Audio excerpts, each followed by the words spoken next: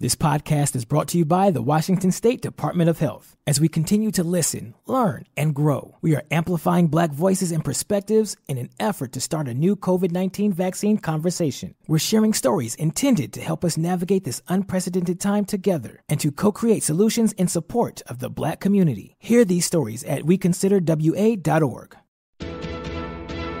$20 million, $19 million, $6 million.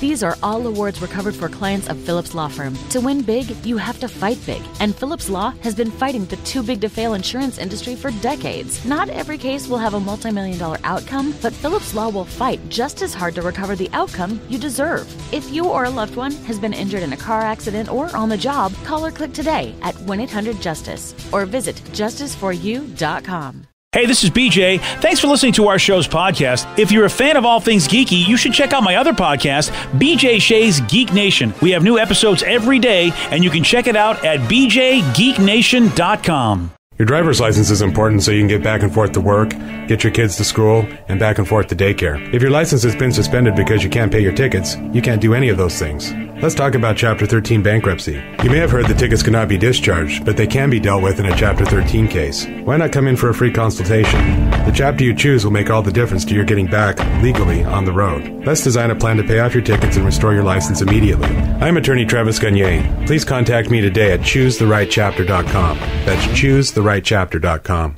99.9 KISW, the Rock of Seattle.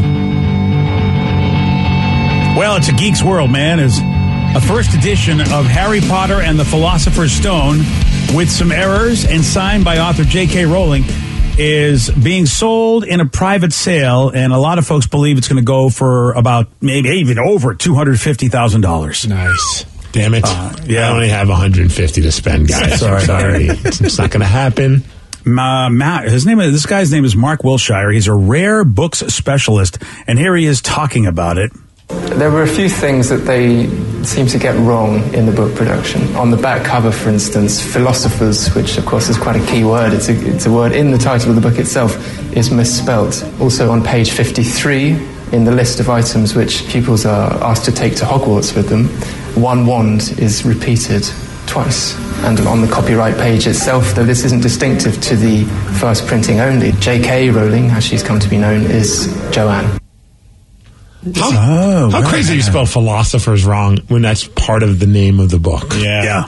Also, is he trying to look like Harry Potter? The dude he really does. It's like he does, Danny. I was like, he's got glasses. Just Look at like you guys. You guys are just nerd shaming him. Well, he's got a familiar look like Daniel Radcliffe. What if he is Harry Potter? Oh, it's very possible. And he also sounds like a rare book specialist. There's no doubt about it. Dude, yeah. How do you get that job? Yeah.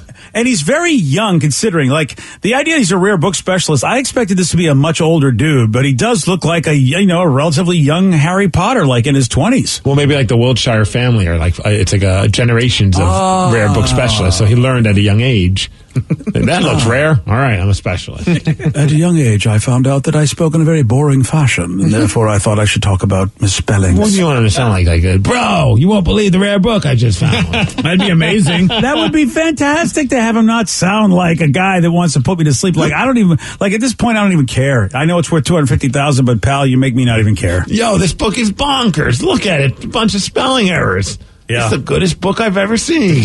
Well, here's more of Mark and his scintillating explanation about this rare book. This book is the physical manifestation of a magic memory for so many people, and that's what makes it so desirable. Yeah. I know I'm an American. I know that I'm so American on this, but it's like, dude, you are like too British for me. Dude, this book is crazy popular. Yeah.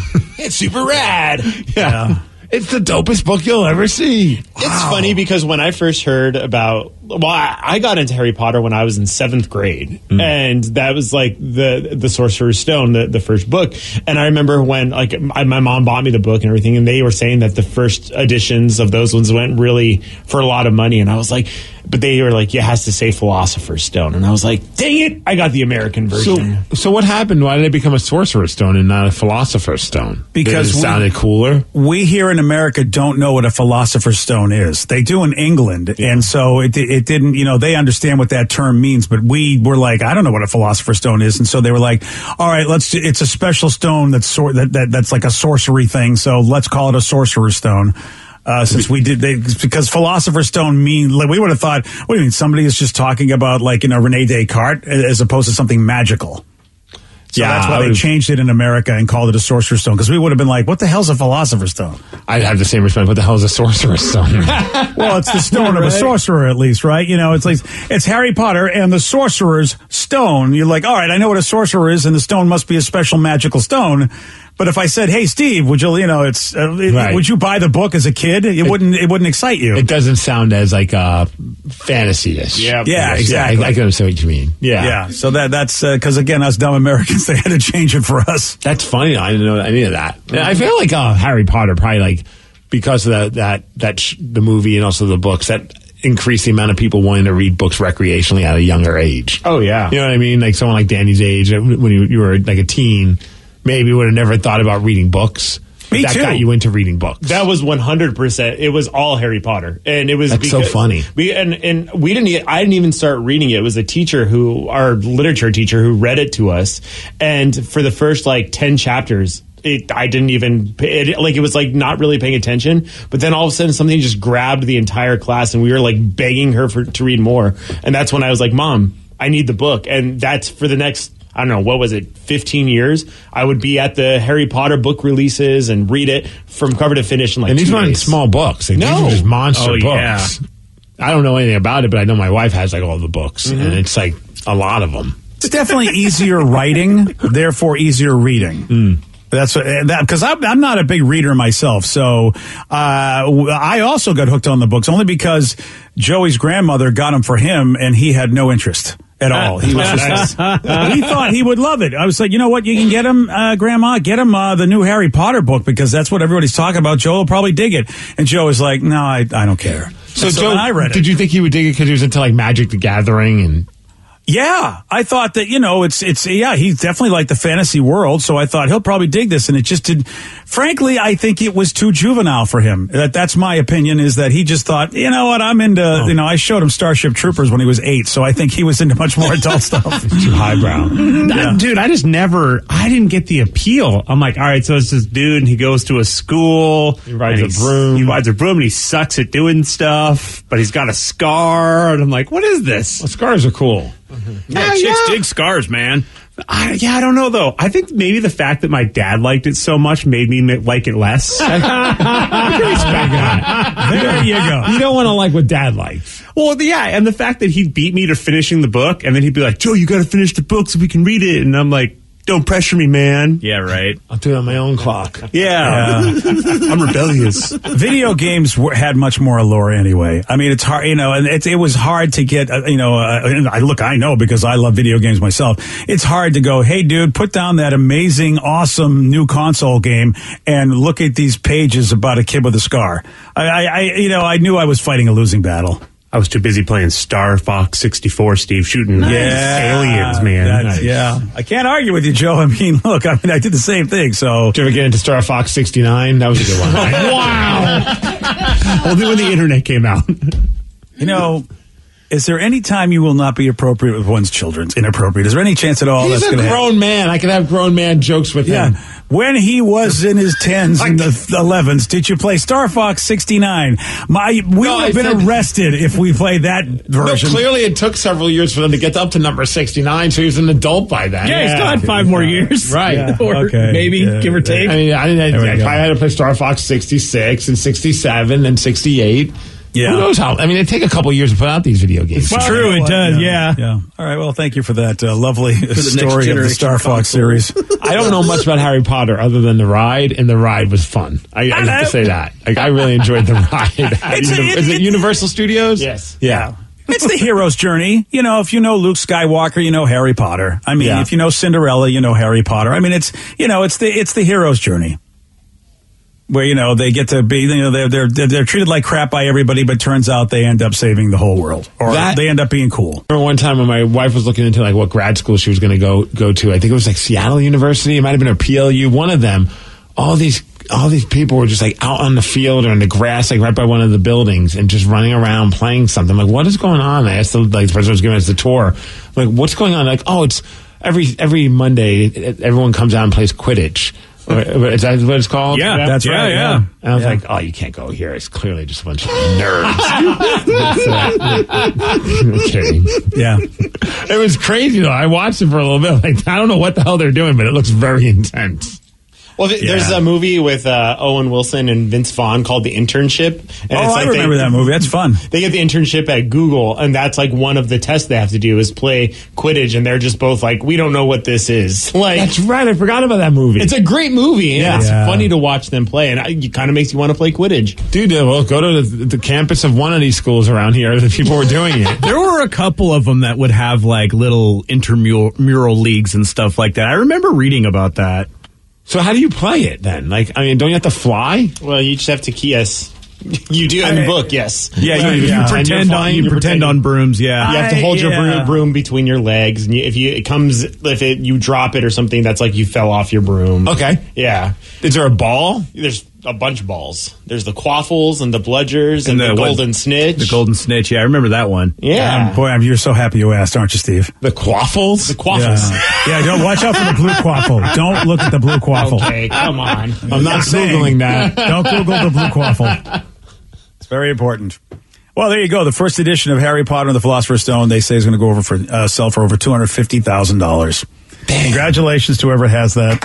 But it's signed as well. Well, and it's the first edition, whatever, I mean, I looked at that book and it looks completely different than the one that I had, which was the much more polished version. So I don't know if, like a big publisher got to it by then. And made it fancier than what that first edition looked like. They at least did a spell check on it, I'd imagine. It's just such a crazy story that J.K. Rowling was able to make this happen. It just a crazy bunch of scribblings on like a napkin as she was sort of down and out and not knowing what to do with her life or whatever. And then she created this series and that made her a skillionaire. It's just. Because the story is a good story, but I feel like it's a story that any halfway decent writer could come up with. Well, that's probably the appeal, though. You didn't go overly, try too hard. You know what I mean? Like, making it where it's kind of okay, this is tough to follow. But if you keep it kind of basic, then the basic bitches like myself would probably be like, oh, okay, I'm right into this. I don't know if that's exactly what she was hoping for, but that's exactly how it sounded too. That was the pitch she gave Warner Brothers when she wanted to make the movies. Yeah, because imagine if Joe came over here and was like, "Hey, I came up with an idea for this story. It's kind of like Star Wars, but they're riding brooms and they have a kid at a scar." You're like, what? No, it's not going to work. And then that's probably why a lot of people in her life were probably like, what are you doing with this silly little story? And now look at it. Yeah, because you hear Mr. Wonderful on Shark Tank going, there's just too many people in this category. Your product will never do well. And no doubt about it, I mean, there's plenty of children's stories, plenty of fantasy stories, and somehow she slotted it in there and made it work. So keep fighting, people. That's all I can tell you. Keep fighting. Ride them brooms. Ride them brooms. And then what is it, a quaffle? Quaffle. Yeah. So you don't want to be quaffled. You have to score the quaffle. Oh. You don't want to be bludgered. Yes, that's it. Gotcha. But you are, normally snitches get stitches, but in this case, you can get stitches, but you also can get the win if you get the golden snitch. What about the golden quaffle? Oh, jeez. Yeah, there's no golden quaffle, unfortunately. Just a blue quaffle. Also, don't Google any of that. Yeah, don't do any of that. Is it spelled with a W? Yeah. Or a U? These are questions beyond Danny's knowledge. U. Yeah. Q-U. There's no W. A-F-F-L-E. I don't know if it was Q-W-A-F-F. Yeah, quaffle. Could be quaffle. Well, you know what? You're going to be tested later, Steve, so you better get this right. You never know when someone's going to ask you how to spell blue quaffle. Pete Miggs question. Yeah. Spell quaffle. Pass. So, I told you to keep fighting for your dreams, and you remember that woman that was selling her farts in a jar? How could you forget, DJ? Yeah. Keep fighting for her dreams. Speaking of quaffle. Yeah. Yeah, well, she has found a new way to make money, and yes, it's as equally ridiculous. I'll tell you what she's selling at 8:17 on The Rock. BJ and Migs, mornings on The Rock, 99.9 KISW. This podcast is brought to you by the Washington State Department of Health. When we think about the COVID-19 vaccine hesitancy in the Black community, let's remember, it didn't happen by chance. It's justified in history. But the will to change the narrative is strong today, and our people are lending their voices to the conversation. We're sharing our stories and the reasons that made us choose the vaccine so we can lead the way for others to make a well-informed choice too. To hear our stories, visit hereforuswa.org. $20 million, $19 million, $6 million. These are all awards recovered for clients of Phillips Law Firm. To win big, you have to fight big. And Phillips Law has been fighting the too-big-to-fail insurance industry for decades. Not every case will have a multi-million-dollar outcome, but Phillips Law will fight just as hard to recover the outcome you deserve. If you or a loved one has been injured in a car accident or on the job, call or click today at 1-800-JUSTICE or visit justiceforyou.com. Realtors abide by a code of ethics. This is Article 9 in action. Beth, a first-time homebuyer, knew nothing about the home buying process, except that she wanted to buy a home. But her realtor had the expertise to make sure Beth understood every document, even giving her copies to review with her lawyer so Beth could close on her first home with confidence. Complicated things explained in simple terms. The difference between an agent and a realtor is real. Realtors are members of the National Association of Realtors. That's who we are. 99.9 KISW, The Rock of Seattle. 90-Day Fiancé star Stephanie Matto was in the news a while back because, she was making a good amount of cash selling these jars full of her farts. Canned toots. Yep. And she had to end that business because of a health situation. So now she's found another way to make some cash on the side, and side literally, is she's selling bottles of her boob sweat. Little side boob sweat, ladies and gentlemen. There you go. So she's sitting at her house going, how can I make money off of people even in a more ridiculous way? Yeah, I mean, look, I don't know if it's a fetish. Vicky, you're our expert on fetishes. I mean, I feel like it's a fetish if you want to collect bodily fluids from people. I mean, there's a fetish for everything. Socks, underwear.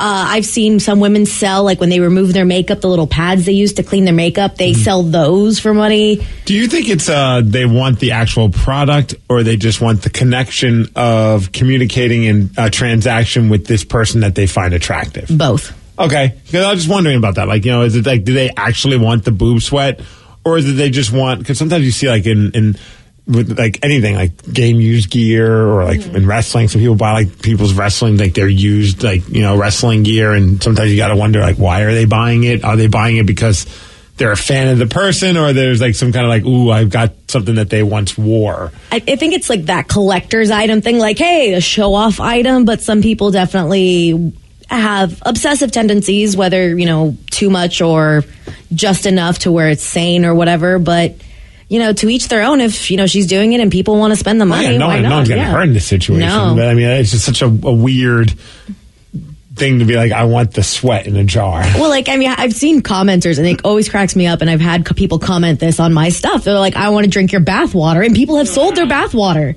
Yeah. Like, some people say it as a joke, like, I love you that much, or I like you that much. Wasn't there like a Gwen Stefani or No Doubt song about that? Something, I don't Something know. about the bath water. Yeah, right? it was. I barely remember it, but I remember there was like something about like, it was a No Doubt song. I think it's literally called Bathwater. Yeah.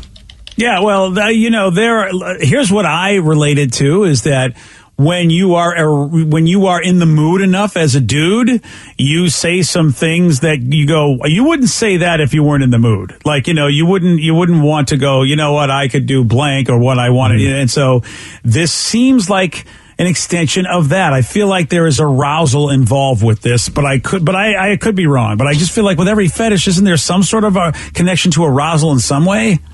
Yeah, that's why I asked. Is it the actual product? Is it the vial of boob sweat that you're getting for $500 apparently? Or is it just that you're now communicating with this person that you find attractive and you have the hots for, and you're having you're even though it's a business relationship, you now have some form of a relationship with them?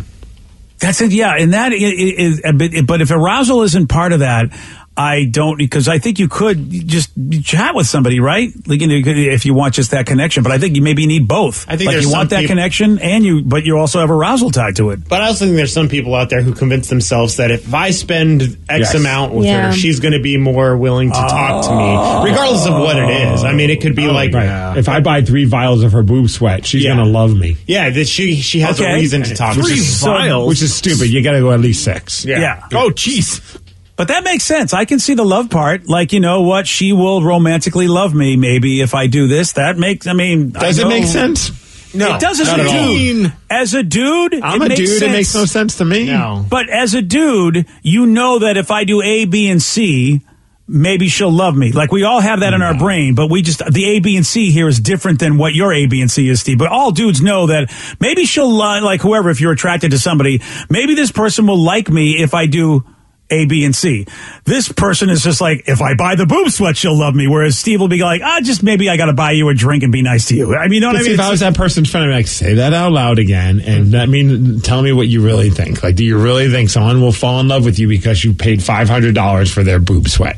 Or maybe that's enough for a person. Like, that's as far as they want to go because whatever, maybe they're afraid or whatever, but this is enough for them to have the boob sweat and they feel like they have a relationship. It's hard to get in the head of another human being as to, what, floats their boat. If anything, maybe they're hoping she might be a gold digger. And if I show her I'm a baller, then she'll probably be like, hey, sir, you bought 9 vials of my boob sweat. Like, we should, you want to make more money? You want to give me more of your money for something else? You know what? I think that's a possibility too. Yeah, that seems more believable. That seems more believable than if I buy enough of her boob sweat, she might fall in love with me. Well, you got to talk to Vicky, who, of course, is the expert on just how people interact with each other. Vicky, how many vials of your boob sweat will it take for you to fall in love with somebody? Come on, Vicky. Oh, jeez. At least 69. Oh, nice. How about this? She says, first of all, if it's warm enough, she can do 10 bottles of boob sweat a day. Yeah.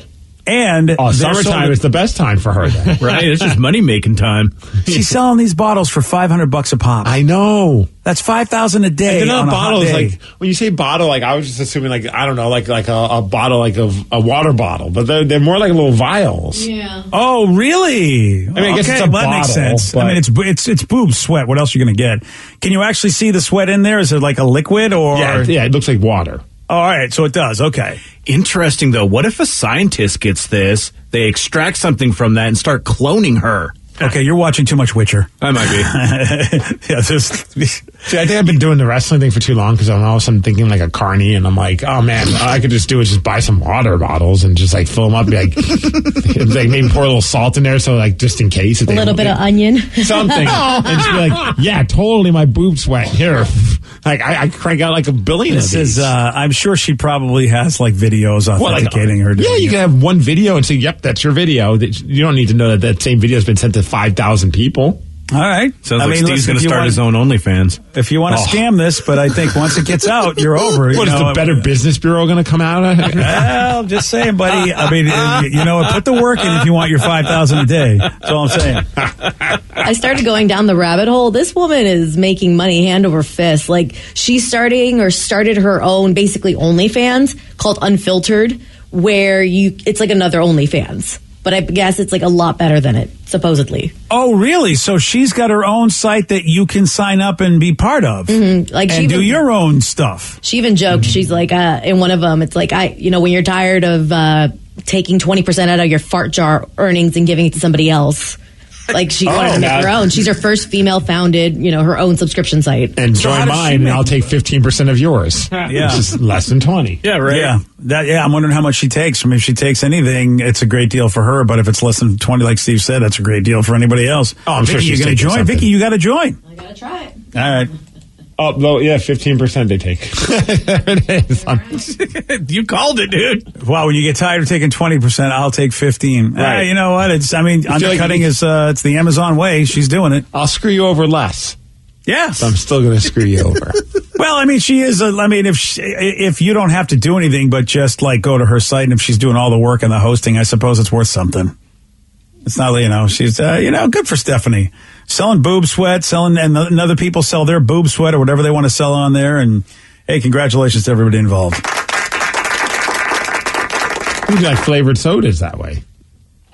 I mean, Boom Sweat flavored sodas? Yeah, you want strawberry, you want, I don't know. Yeah, I mean, I guess I thought maybe they would collect it, but maybe they do want to drink it. Did people drink sweat? No. Is that a thing, Vicky? And I don't know. I haven't heard that. I mean, people do a lot of stuff, so. The rule is, if you can think it, it's a fetish. Yeah, all right, there we go. Fair. Rule 34. So somebody's, is there a way to display this stuff? Like, do they have like a little, is she selling like a little holder that you could put like on like your fireplace and like, it just has like, this is Stephanie from June of 2022. And just have all the different months. Yeah, different times. I'd worry, like, if winter ones, you keep like a little like freezer kind of a little setup so it's cold. I was thinking like make a necklace to sell along with it. Like, hey, for an extra $50, I'll sell you the necklace.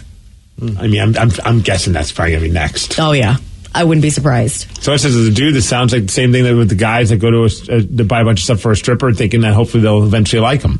Yeah, I've been to a strip club before where it's like the guy where he thinks that it's like if the more money I spend, the more interested she's going to be in me, and it's like no, she's interested in you because you're spending a lot of money. Right, the more money you spend, the more time she'll spend listening to whatever you're wanting her to listen to. If you're Richard Gere, maybe. Richard Gere, that's who you went with? Well, I don't even know what that means. What other famous... you don't, because you never saw a Pretty Woman, Danny? Come on. No. All right, well, what's the latest of somebody basically buying a hoe and marrying them? What's a big money person who bought a hoe? Because that's the story. Oh, I mean, Russell Wilson. No, I'm kidding. Whoa! Joke.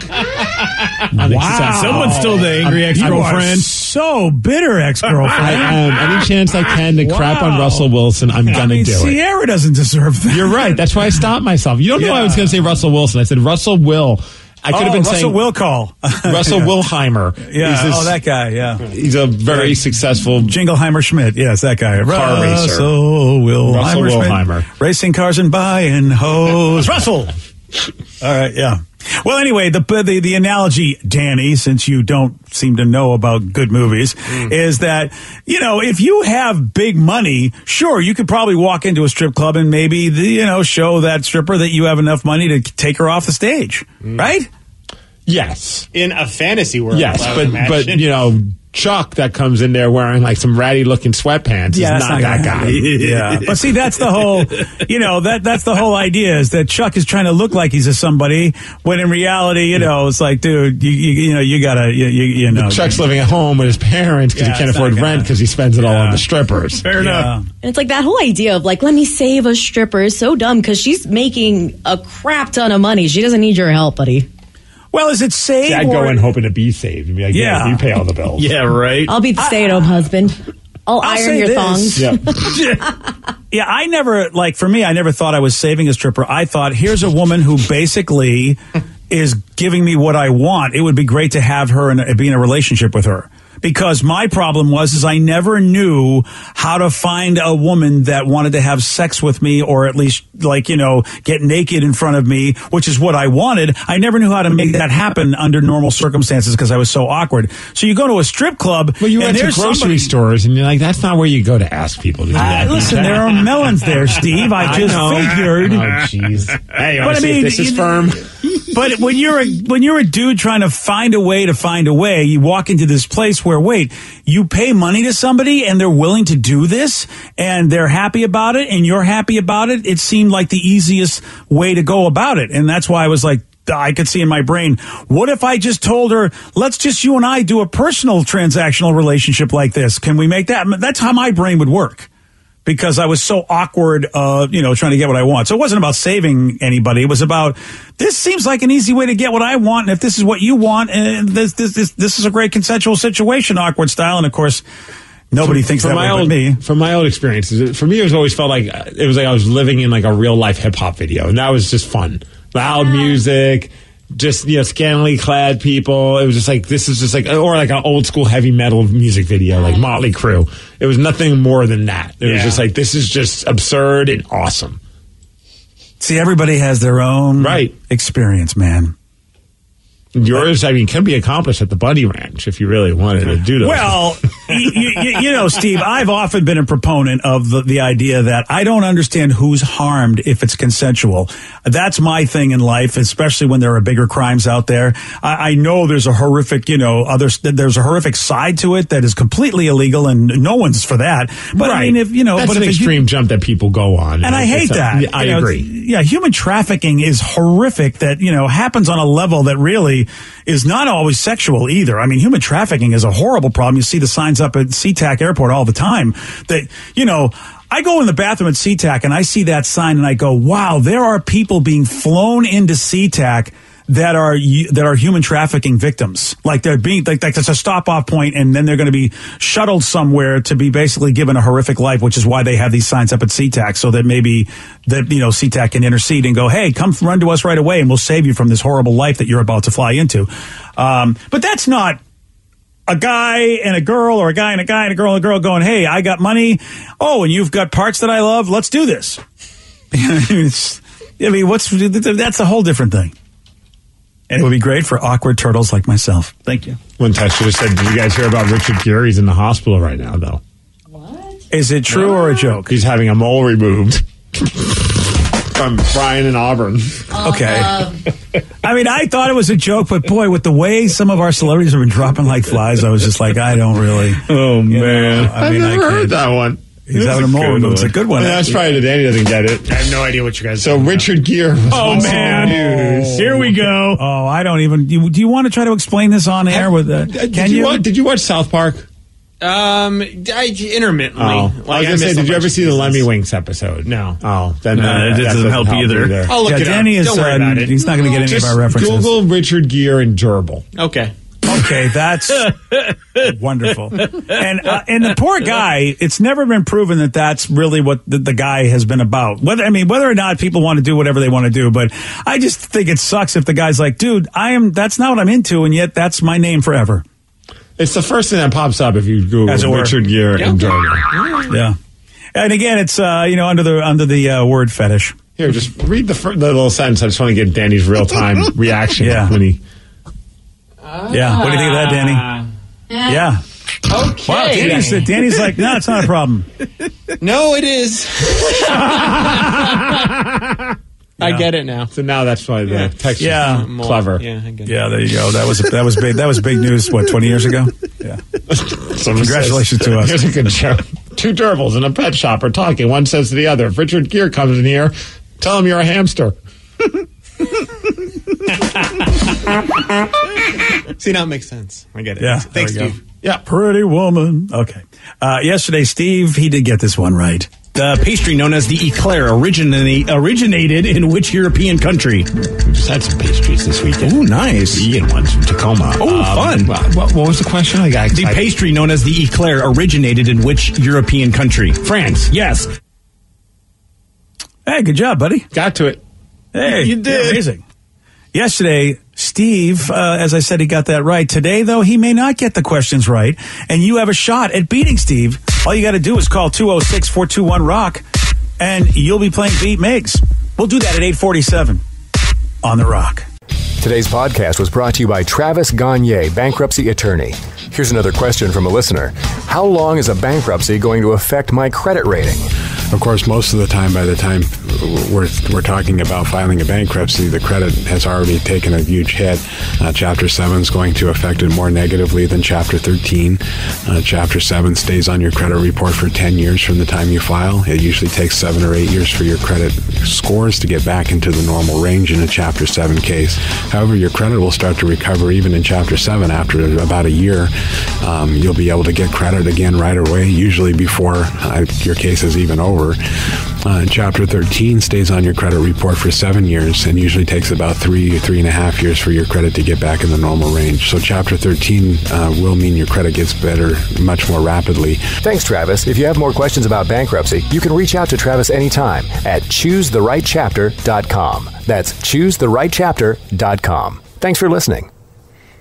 This podcast is brought to you by the Washington State Department of Health. As we continue to listen, learn, and grow, we are amplifying Black voices and perspectives in an effort to start a new COVID-19 vaccine conversation. We're sharing stories intended to help us navigate this unprecedented time together and to co-create solutions in support of the Black community. Hear these stories at weconsiderwa.org.